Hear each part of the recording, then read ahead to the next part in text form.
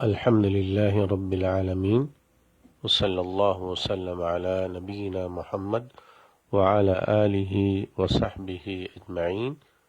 سامعین کرام، رمضان المبارک میں قرآن سے ہمارا تعلق کیسے ہو؟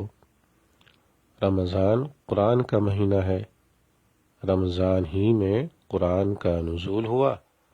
نبی کریم صلی اللہ علیہ وسلم اس ماہ مبارک میں جبریل علیہ السلام سے قرآن کا دور کیا کرتے تھے۔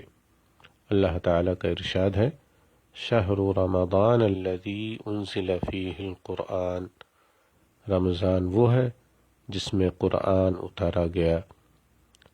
رسول اللہ صلی اللہ علیہ وسلم ارشاد فرماتے ہیں، اقرأوا القرآن فإنه یأتی یوم القیامة شفیعا لأصحابہ، رواہ مسلم۔ قرآن کثرت سے پڑھا کرو، اس لیے کہ قیامت والے دن یہ اپنے پڑھنے والوں کے لیے سفارشی بن کر آئے گا۔ لہذا ہم بھی اس ماہ مبارک میں قرآن سے گہرا تعلق رکھیں۔